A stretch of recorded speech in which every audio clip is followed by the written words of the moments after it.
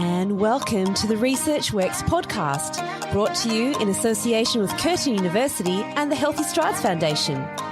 Your hosts are Dr. Dana Poole and Dr. Ashley Thornton, and together we will interview world-leading researchers in the area of child health to support your practice in being more evidence-based.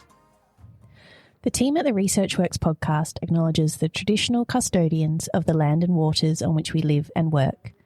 We pay our respects to all First Nations peoples, elders past and present, and would like to acknowledge the traditional custodians of the land on which we record this podcast each week, the Whadjuk people of the Noongar Nation. We recognise their continued connection to this beautiful budja we call home.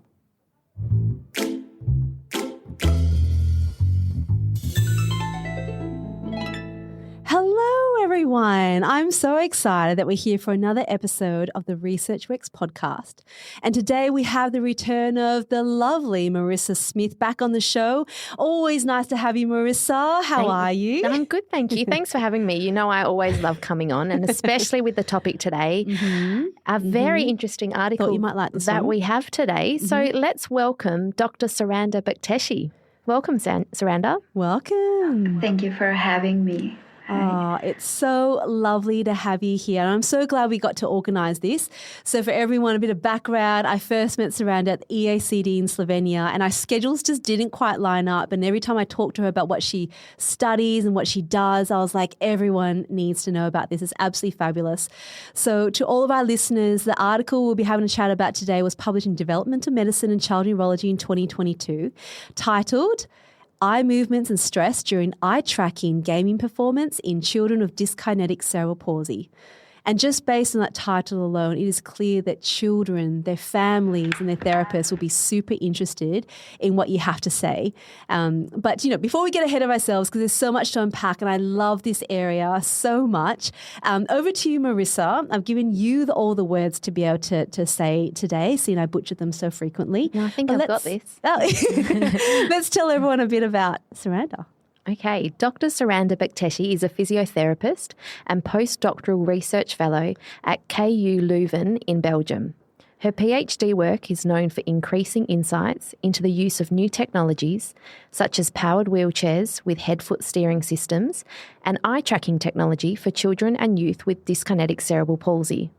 Her postdoctoral work delves into this area even further, investigating the relationship between eye tracking task performance and executive functions in individuals with cerebral palsy. Amazing. Yeah, I love it. Love it so very much. And I can't wait to get into all the nitty-gritty of this, and it's a topic we haven't covered yet. But, you know, we always love a good icebreaker. So now that Ash isn't here today, so Marissa, you have the honours of picking a good icebreaker question. Well, I might not even know this about you. So what is the most unique skill you have? Who goes first? Go. You have to go. Guess first, always.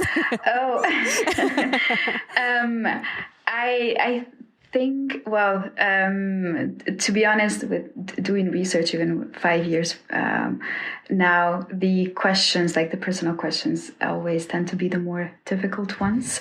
So on the top of my head, what I could say that is a unique skill that also proved very useful, especially as an international in Europe, is that I speak several languages. So I come from North Macedonia. I'm Albanian from North Macedonia, so I speak Albanian and Macedonian. I understand very well the Slavic languages, so Serbian, Bosnian, Croatian, because they're very similar.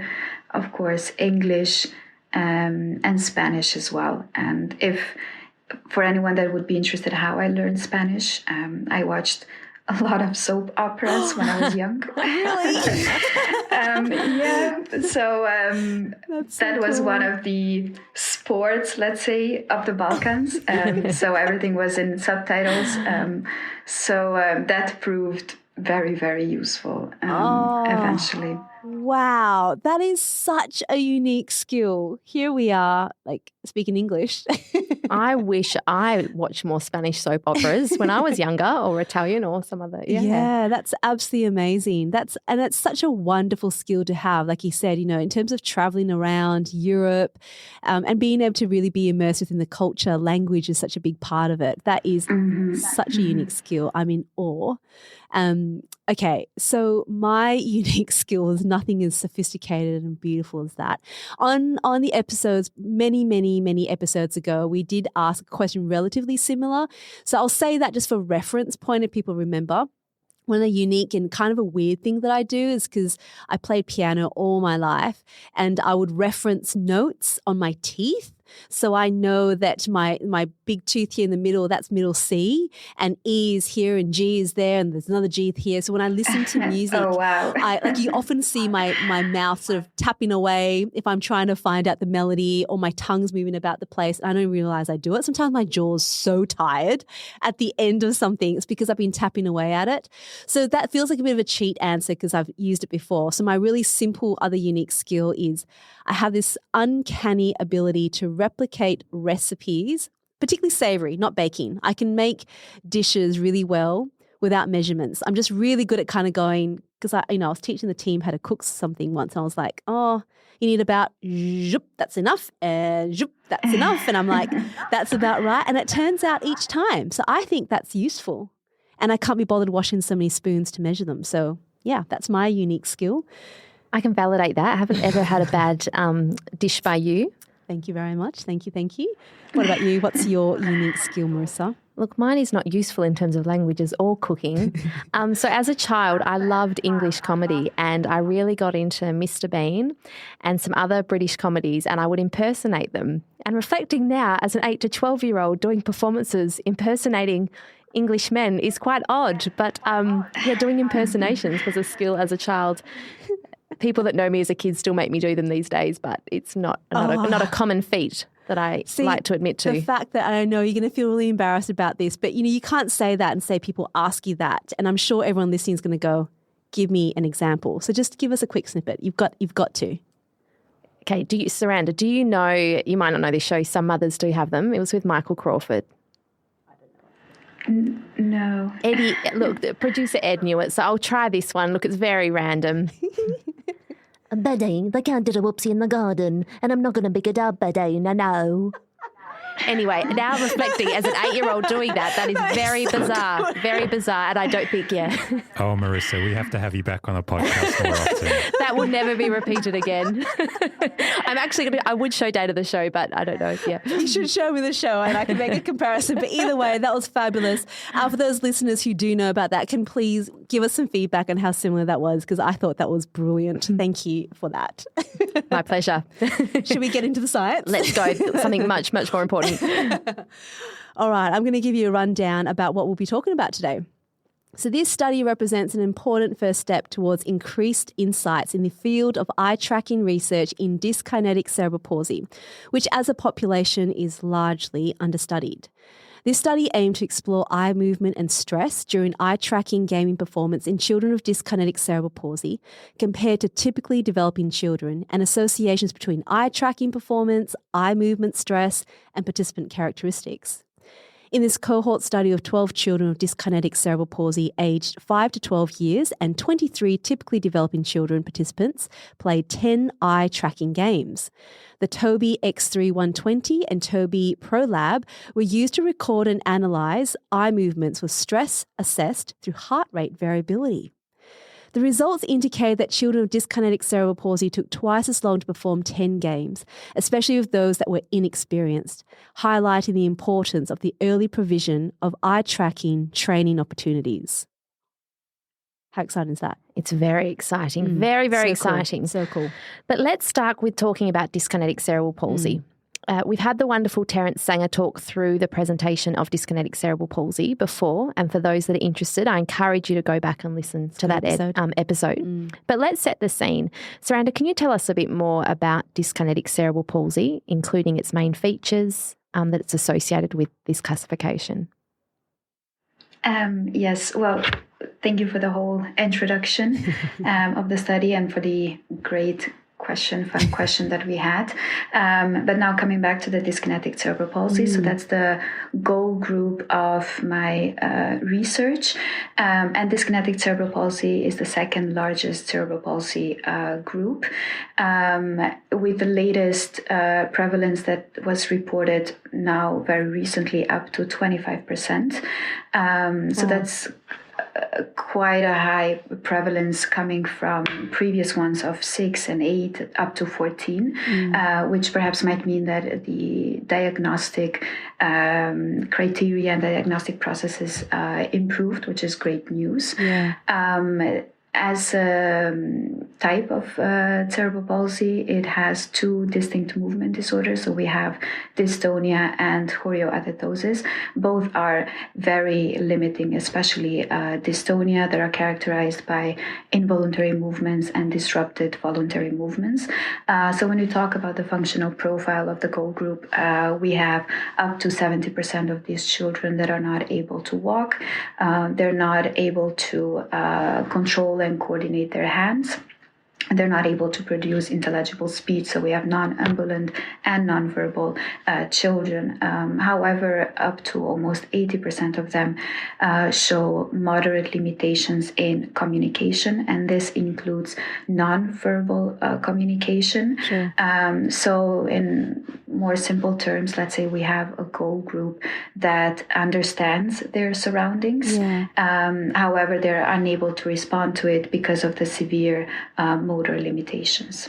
Gosh, that was such a beautiful summary, and thank you for putting in those terms as well. Like in terms of the prevalence, its importance, and all the functional limitations, yet being able to interact with the environment is such a big factor. So what sort of strategies can be used to support their ability to interact with their surroundings, given all of these functional limitations you just spoke about? So to stay in the topic, a strategy that is used to allow children with such severe motor limitations who are nonverbal is the use of augmentative and alternative communication devices. So these are a range of devices. They can be unaided, like for example, gesturing, signing, or aided AC devices through different technologies that help these children interact with their surrounding, especially important for the activity and participation levels, which are so important for well-being and a good quality of life. In very simple terms, what are augmentative and alternative communication devices? Those are any devices that are used to either augment written or spoken communication or to replace it. It can be touch screens, it can be switches, it can be communication boards, depending on what the child needs. And I can imagine, now there's over time, in my time as a physiotherapist now, which is like nearly 20 years, it makes me feel quite old when I say that.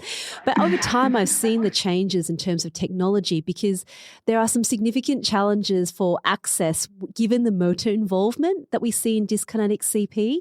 Can you just describe, you kind of did already then, but just in brief, what are some of those challenges from a motor perspective in accessing AAC?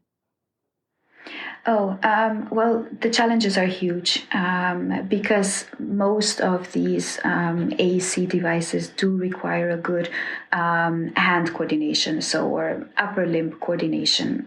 When we were talking about touchscreens, when we were talking about switches or any other devices. And here we have a goal group that has severe motor limitations with a lot of involuntary movements, disrupted voluntary movements, abnormal postures. So access to many of these available AEC devices, which are also cheaper, are more, let's say, incorporate it in clinical practice is difficult for them. So we're talking here about a very limited pool of AAC devices that could be used by children who otherwise cannot use their hands at all. Yeah. So the challenges are definitely there. It is. And when you even understand, like with dyskinetic CP, as you sort of described there, these abnormal postures that come in, with increased effort, we know that dystonia increases as well. And as you get more frustrated, that emotional aspect of it increases those movements. So the more precise you want to be, sometimes the movements can work really against that person. And that's so challenging when you have a goal, but the motor output is what you need. But you have all these things that are absolute barriers, aren't they? Yeah, and especially when we're talking about children who, on a cognitive level, based on the latest research, are quite good. So when they compared, for example, with children with bilateral spastic CP, so with a very similar functional profile, they were much better. So to give an idea of it, it's like almost like a locked-in syndrome. You have a child who could do so much, and without the access to these kind of technologies, they're completely locked in. And I think that's very sad, let's say, to have the cases when the children might not be able to use their full, or to showcase their full potential, which is not only the potential per se of how it is perceived by us, but just the idea that they might not be able to communicate wants and needs, which is so important. Lack of access to education, playing, I don't know, having peers, and all this. So very, very essential things for a good quality of life. Yeah, great point. And that really leads into the topic of your paper, how they're using eye tracking technology. And I think this world is amazing. Can you talk to us a bit more about what constitutes eye tracking and why it is used? Yeah, with pleasure. So talking about eye tracking is one of my favorite topics. In a more like a definition type of putting in eye tracking technology is a camera-based system. So it uses invisible infrared light, which then tracks the light that is reflected from our eye and converts our eye movements into movements of, or cursor movements on the screen. So basically, when a child uses eye tracking technology, by using their eye movements, the mouse on the screen moves exactly in the same way like we use it when we use the mouse, or the cursor on the screen moves like that. And of course, there's some basic skills that are needed. For example, we select an icon by clicking, let's say, twice with the mouse, and the child would need to gaze a little bit longer in the icon of interest in order to select it and then to use it further. So it is used a lot in for people with different types of disabilities. And it is mainly requires a good eye movements. So wherever the eye movements are good, it is the most optimal technology, I would say, to use. It's wonderful to be able to go through that sort of more operational description of what eye tracking is, right? And as you described, and I thought, well, controlling eye movements, surely that must be something that affects children of dyskinetic cerebral palsy as well, given the muscle control that's required. So talk us through some of the challenges that might be associated with using eye tracking for this population. Indeed. So logically thinking, when you have a child with such severe motor involvement, the idea is that also the eye movements would be involved. But there was no research before on that. So in 2001, the concept of dyskinetic eye movements was introduced. However, researchers used like visual acuity cards, so there was in no way near of what state-of-the-art techniques could tell us about eye movements. when the clinical patterns were mapped about the movement disorders in dyskinetic CP, it was shown that the involvement of the eye movements is much less, significantly much less than of the other body parts. And even without doing the research, just based on experience from clinical practice, we can already see that this is a goal group that can use. And now we're going more in depth to see, how they access it and how they use it and what is the user experience.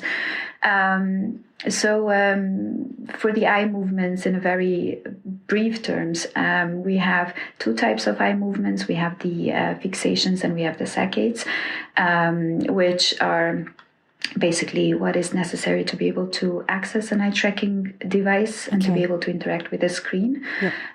The fixations are when our eye is relatively still into an object of interest. So in terms of a computer use, that would be, for example, locating or looking at an icon of interest. And the saccades are rapid eye movements or interfixation intervals, and those are used to move the object of interest from or to move our interest from one object to the other, let's say. I see. That makes sense. And so as you describe that, I'm thinking about the time that I have tried some eye tracking before, because we do have a device here. And I have to admit, when I first jumped into it, I felt quite exhausted because I was concentrating so hard. Obviously, it's not something I've used before, but it really was quite phenomenal. Is that sort of, fatigue or exhaustion associated with this particular population that we're talking about, dyskinetic CP? Oh, for sure. And I fully agree with you. Because of the research that I do, I had my fair share of trialing eye tracking. And not only myself, I had colleagues do it. I had my boyfriend do it. And it does add, to be honest, when people first get introduced to it and see how tiring it is and how much concentration it needs, that it increases, let's say, the fascination that, I have for the goal group, but also other people have for the goal group. It is tiring as a human-computer interface. What is very important is the concept of user experience, and that basically shows how the person engages with the device that they are using.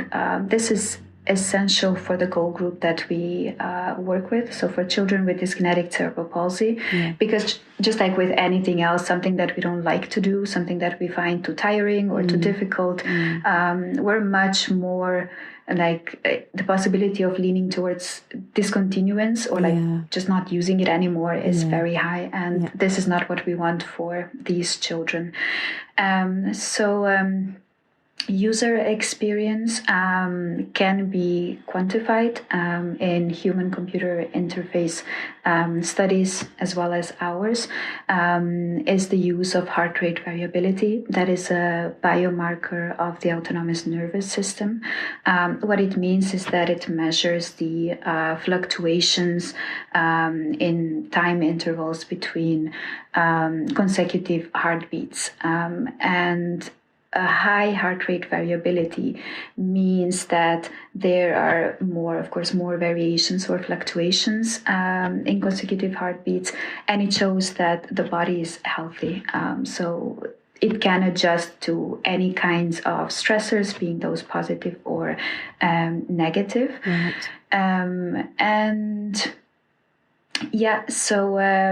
There was only one study prior to ours which looked at user experience, like eye tracking user experience. They had around 170 participants, only half were CP, but they had only one survey question that asked how the participants feel about the use, which is definitely not enough to actually quantify it and to be able to say something if these children have a good experience using eye tracking technology or not.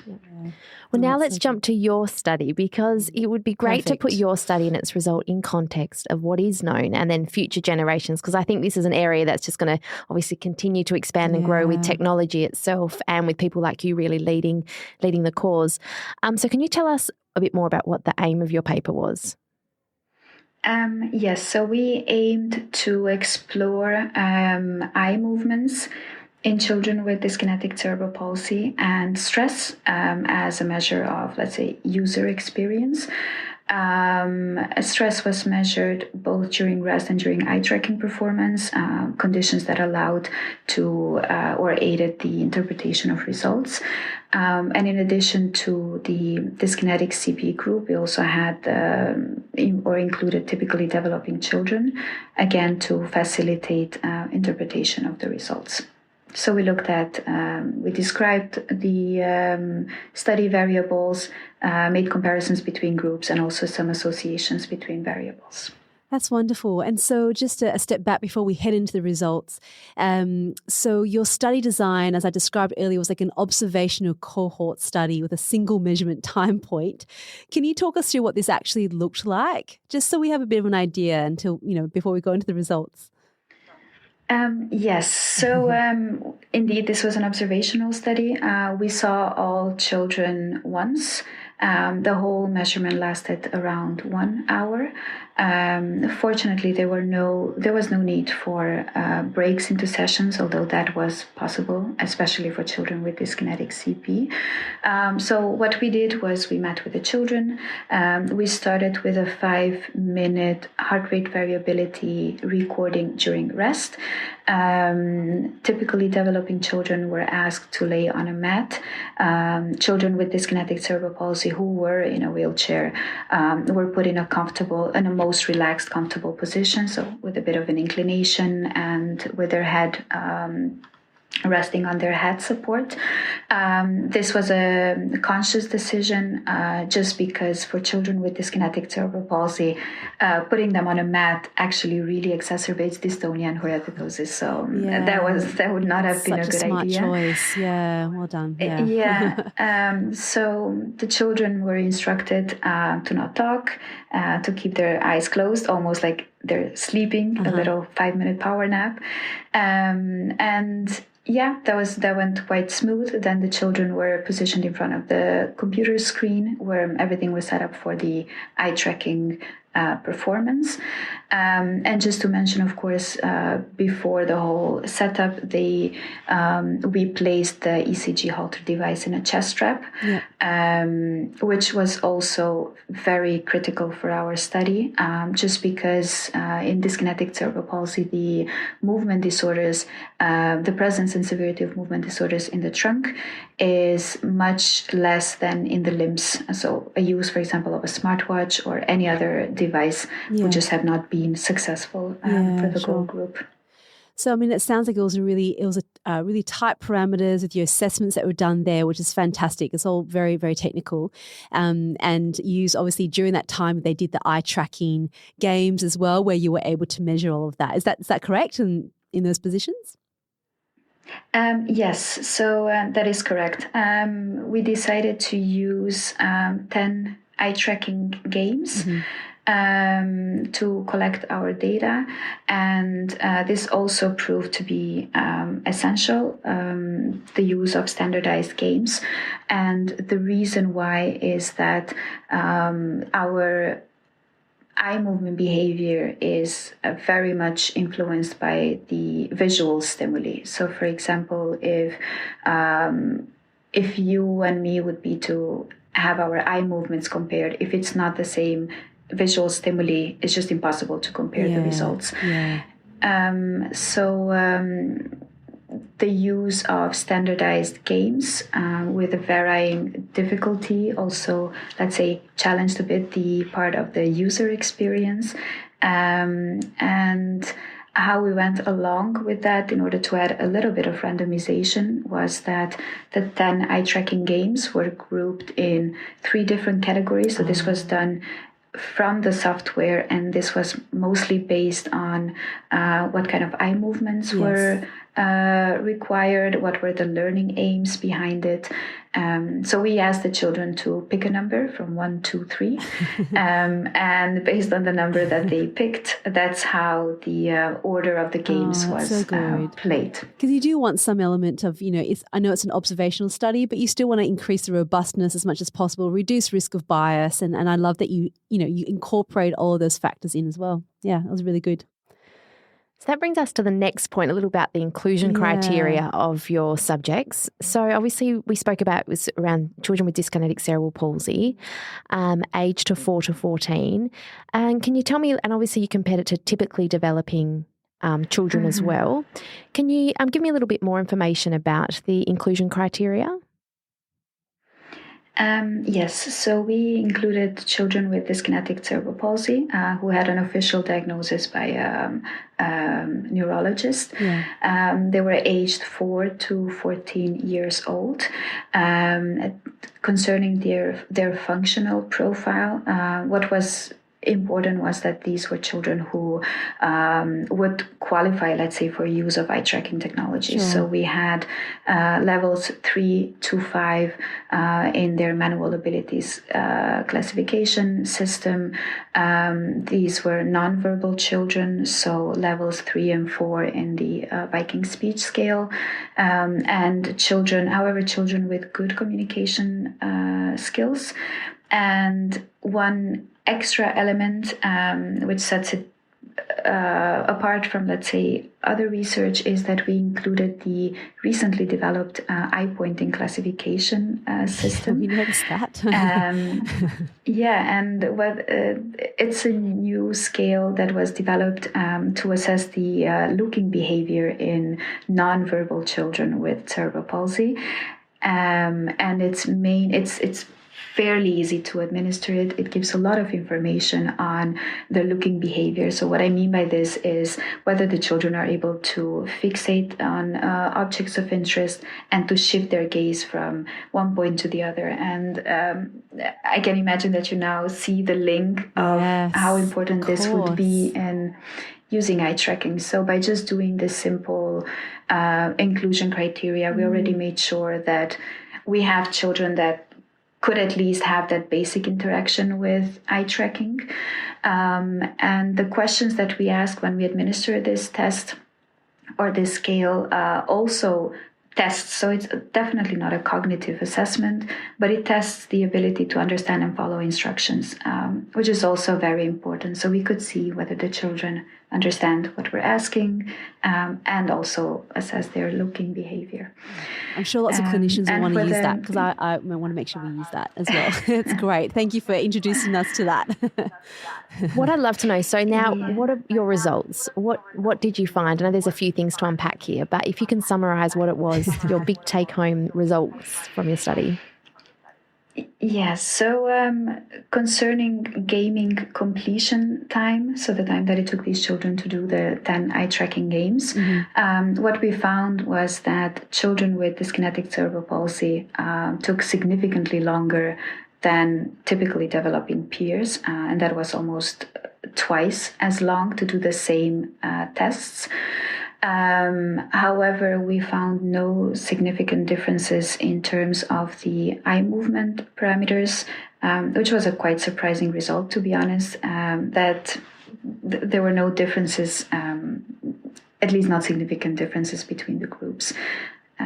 Which, I don't know, it kind of maybe proves indeed that this is a goal group that can access and can use eye tracking and doesn't have the barrier of the eye movement severity, let's say. So just on that one, before we go into the rest of the results, because you just said it, I kind of think, well, that kind of just, my earlier question going, it must be hard for children with dyskinetic CP to do it. Well, maybe that's just a perception and perspective that we have as people who are not using, eye gaze technology, and we've probably placed barriers in front of children in a way to going, it might be a little bit too tricky because you've got so much dyskinetic movements.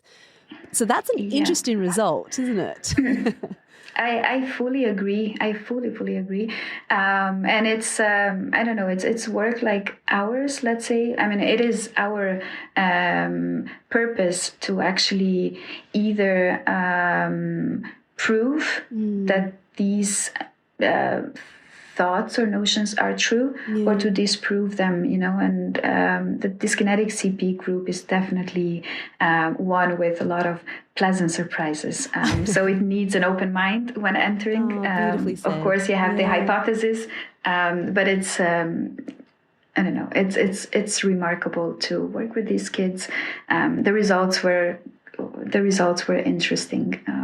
I have the feeling. That is so cool. What about the heart rate variability? I'm interested in that one. So for the heart rate variability, we do have quite some assessments that we do, and many variables from it. One that I think I would mention for the sake of the podcast would be the stress index, which was unique because it is specifically calculated by the software that we used. And what we found was that in typically developing children, we had a significant increase of the stress index from the 5-minute rest to the eye tracking performance. So the idea here would be that either eye tracking was a source of some kind of stress in these children. It could be because they are simply just not using it. Almost most of these children, almost all, didn't even have an idea what eye tracking technology is. So you place these children in front of a completely new device and you ask them to perform for an hour. So I can imagine that could be a source of stress. But that kind of adjustment is also, it shows a healthy body, let's say, or a healthy adjustment to stressors. Whereas in dyskinetic CP group, they started already with a high stress index during the rest period. And then during the eye tracking performance, it actually lowered, but just by 1 point. So let's say it remained quite steady. And again, there are two possible explanations here. One is that either they're just not able to adjust to the added stress or an added stimuli, or that the eye tracking technology is not a source of increased stress for these children. Another surprising result, really, isn't it? And that's incredible because for some of these children, like you said, it was new. And so you would expect the more experience they have that could impact their heart variability even more. Like who knows what could happen with more experience that they bring, whether that would reduce further with the eye tracking, whether it's some sort of them being able to communicate and express. And it's opening up a lot of other avenues, but I'll leave that to you. It doesn't stop. I think there's so many more questions that come from a lot of these studies, aren't they? And look, I want to start to go into the clinical implications about what you found. But before we do that, I think a really important touch point is you did explore a lot of correlations or associations between some of your variables. What will be your top main, what will be your first few highlight associations that really jumped out at you from this study? Yes, so I think, something that definitely needs to be stressed out is, of course, we know that the correlations don't imply causation. We're working with a small sample, but it definitely guides, thought-provoking ideas to either how to move forward or just to understand a little bit better the eye tracking use in dyskinetic CP. So the first correlation, the finding that we found was that the gaming completion time was not associated in dyskinetic CP, was not associated with the eye movement variables, nor with the heart rate variability. And what this could possibly indicate is that there might be additional factors included in its use. And I specifically talk here about the cognitive part, which was not assessed here, but that could have had a big impact. Experience, definitely important and key for the goal group. We had 6 children who had previous experience and 6 children who didn't have previous experience. And what we showed was that the children or that experience had negative correlations with gaming completion time. So children who had more experience performed better, and that those who had more experience were also children who had better communication profile and better eye pointing skills or the looking behavior. Do they have more skills because they are more experienced and they've really developed those skills, and that just continues to enhance it? Gosh, so many questions. And I guess for you, I mean, you're a clinician as well, and you, obviously this research is so applicable to so many of the families that we do work with. The clinical implications of this, what are some of the things that you really, you draw it out in the paper so beautifully, but it'd be lovely to hear you talk us through some of the main clinical implications from your paper. What is it that you really pulled out of this?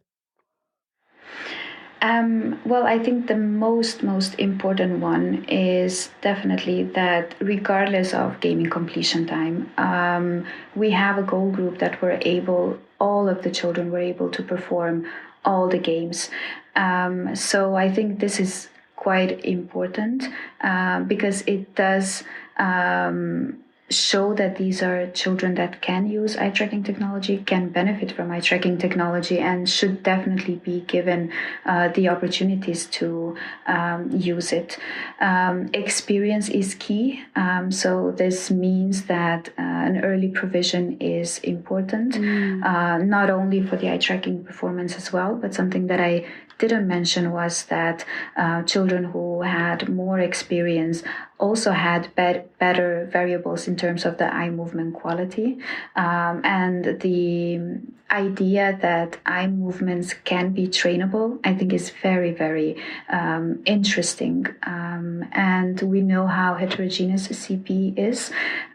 So it's not a one size fits all. You could have a child based on their profile who could reach goals much faster. And then you have children who could take more time. So I think patience is very important, offering the opportunities to use it. Because from my experience, almost all children reach their goals. And I'm talking from other studies. So some much faster and some take a little bit more time, but they get there. And I think this is very important. It's really cool to think about the fact that, more and more we're pointing towards the fact that early intervention is so important, and what gets included in that early intervention box is really expanding more and more and more. There's so many things that we should be doing early, which makes a big impact. You can imagine with this starting early, you can help someone to really communicate for the rest of their life and reduce that frustration. And my thought is, in terms of technology, it can be quite hard to access this technology very early on. Funding bodies might not want to fund it so early on. Could you use more low tech to practice eye tracking rather than a screen early on as a training tool? Like, what's your experience with that? I'm quite curious what you think about that. Well, I think the idea of the eye tracking is that it's a computer interface, but I can imagine that even the use of communication boards, which allows shifting of gaze from one symbol to the other, could be some, let's say, preparations. Although a study in dyskinetic CP that was done by colleagues of ours, I think 5 years ago, showed that children as young as 3 years old were able to already use eye tracking. So I think that's a very, very good start to already start the child with the introduction of eye tracking technology, and based on their abilities, it's just like I said, again, patiently working with them. So starting with shorter, maybe multiple sessions a day. Games prove to be very beneficial, and I think their contribution in the field will be shown more and more in the future, because it just covers many dimensions, from training eye movements to being fun and engaging. Just so important to make sure that the child does want to use the device. Now, I know you've already touched on a few, but what are some other important considerations for, I guess, us clinicians to consider and researchers when you're embarking on trialling eye tracking in this population? Well, I think definitely the first is the readiness of the children and the parents to start using it. Of course, it's the equipment. As Dana mentioned, it is an expensive technology, but there are reimbursement both in terms of the hardware and the software. Something that I have seen missing in clinical practice in general is that before the clinicians can help the child, they definitely need the insights themselves. So they need training possibilities so they can also know how the eye tracking technology works.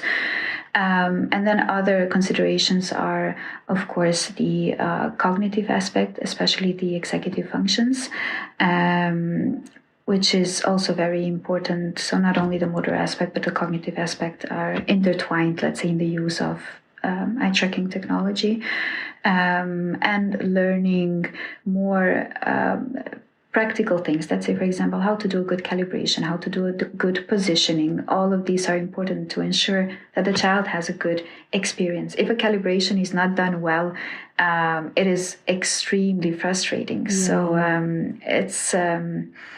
it's a learning experience for everyone because it is a new technology. But there are more and more resources in supporting both clinicians and the children and their families. It's really inspiring, and I love that this paper has just really helped us to sort of break through even our own perceptions and our barriers that might be limiting these opportunities. Because, as young as 3, wow, let's think of it differently. Yeah. It's amazing. Yeah, it's absolutely amazing. Mm. And I just love the things that we've touched on today, and I'm thinking more and more. But for you as a researcher and a clinician and doing this study, where to from here? So I'm currently doing my postdoc. So that's also an eye tracking research, which was kind of, let's say, inspired by that result that gaming completion time had no significant correlations with the eye movements nor with the heart rate variability, raising questions as to why these children performed twice as long if their eye movement quality seems to be fine and their user experience is fine. So I think a very important step forward is to explore the executive functions, more specifically working memory, which has shown to be very closely linked to the use of AAC devices. Wow. And this has not been explored before in severe CP. So we're starting from there. And another thing that should be done is, besides these observational studies, more interventions, tailored interventions. Yeah. So we can see how to set up goals, how these children reach their goals with the many parameters that could explain all this process, let's say. Gosh, that's good. So we'll be talking to you again, that's for sure. And I love how this is what it's like, right? You ask a question, you do the study, you ask more questions, and you go to the next part. It's actually the best bit. I love that so much. So thank you for sharing all of that with us, but we're not done yet. As you know, we all love the good segment that's called Tell It to Ed.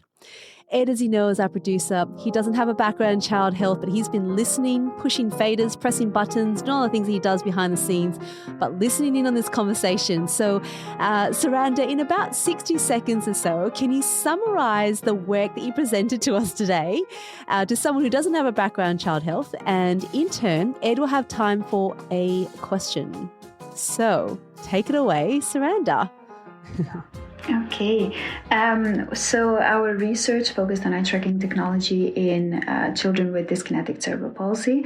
Eye tracking technology allows these children to access computers for communication, education, and leisure, because we're talking about a goal group that is nonverbal and is not able to access other computer interfaces. So in our study, we explored eye movements as essential to access eye tracking technology, and user experience as very important in any human-computer interface studies. So our main take-home message from the findings with 12 children with dyskinetic CP and 23 typically developing children is that children with dyskinetic CP performed twice as long 10 eye tracking games compared to their healthy peers, but their eye movement quality and their user experience was very similar. So in other words, what we can say is that experience is key, so children with dyskinetic cerebral palsy should be given all the opportunities to trial eye tracking technology and benefit from it in everyday life. And yes. That was a great summary. Thank you, Saranda. It's a lot to put into 60 seconds. Well done. All right, Ed, do you have a question for the doctor? Oh, I always have lots of questions, and I have to be reminded that I only have time for one question. I asked two last week. I was pretty clear with the A question this time, wasn't I? I'll come back to one question. But long story made very short, I've kind of been involved with software engineering over the last couple of years, and I sat through a software developers conference by Google where they showed off a piece of software called Project Gameface. Now, Project Gameface is very much like an eye tracking system, but without all the really expensive hardware.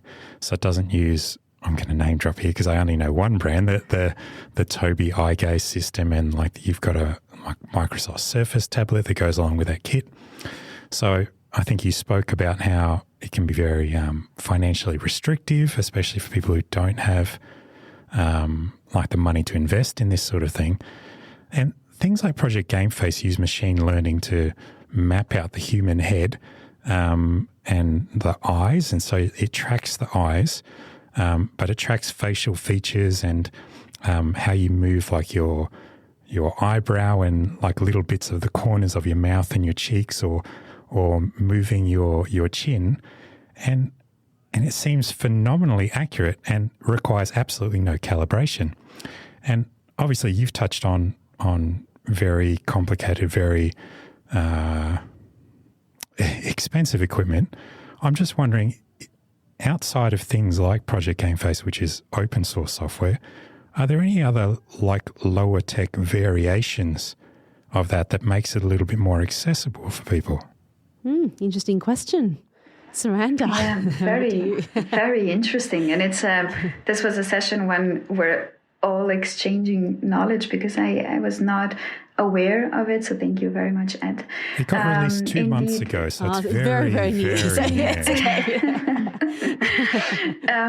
Well, indeed, it is true that the technology is very expensive, and unfortunately there are issues with accessibility. So we're talking about, middle and low income countries, and ways to make eye tracking as a concept globally accessible. Some that I am aware of, so I don't know names, but I know that there are possibilities, for example, to use the camera of the laptop to be able to calibrate and then to use the camera as an eye tracker. So I have not trialed it myself, but it's definitely a possibility. But the one that Ed mentioned, which was much more accurate using machine learning and all these fancy words. The new buzzwords. Sorry. Yeah, the new buzzword. Yeah. It's very promising, and honestly, it makes me very, very happy. It's exciting the because future we're fortunate directions. to be working. Yeah, and you'll be able to see a lot yeah. of the work that you do materialize in so many different ways. So, gosh, an exciting space that you're in, Saranda. I love it. So good. Yeah, thank you. It's I love it as well, and I think one of the biggest fortunes, let's say, I had in my work was that I not only did the job, I actually really believe in the technology. I find it remarkable.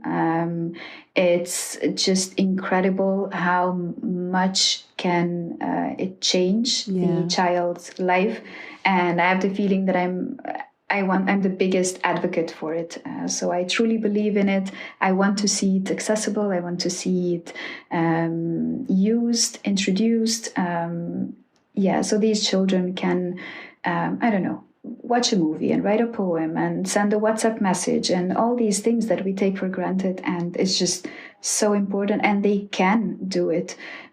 So yes, let's advocate for the use of eye tracking or any other open source, any way possible that they can access computers. So. Sounds like this is just the beginning. And thank you for bringing this to the forefront and for us to really think about, regardless of our discipline or our specialty, just the impact that it can have is astonishing. Yeah, I love that you're a physiotherapist looking into eye tracking. You know, it's always traditionally, we can be so siloed sometimes, and we can work together because we have so many different ways of looking at things together. And, then you have someone like Ed who will put in something else about project something face or something like that. Yes. Project Game Face for anybody who wants to look it up. Okay. Thanks, Ed. So I do love that. So for all of our listeners out there, look, we'll definitely put links to this paper on our website. Please do go have a look. There's so many results there that are so interesting to look at that we didn't touch on today. So researchworks.net, and there's a CPD form there that you can fill out as well if you want to keep this as part of a record of your PD requirements. But here we are again towards the end of another podcast. That was just fabulous. So thank you, Marissa, for joining us today. That was really lovely to have you back in the studio again. Thanks for having me. I just found it so interesting. Just thanks, Saranda, for what you share and what you bring. Amazing. Thank you. I loved doing this. This was so much fun. You two have the perfect voice for a podcast. So I think I might be going to sleep. Do you mean my impersonation? My podcast. No. It's like my never to be repeated. It's on record now. We'll definitely use that one. And Saranda just reinforced it. Thank you. We will play that. Thank you so much. Thank you. This was really fun. Thank you. Thank you so much. All right, to everyone else, have a great week ahead. We'll talk to you all again soon. Bye. Bye. Bye.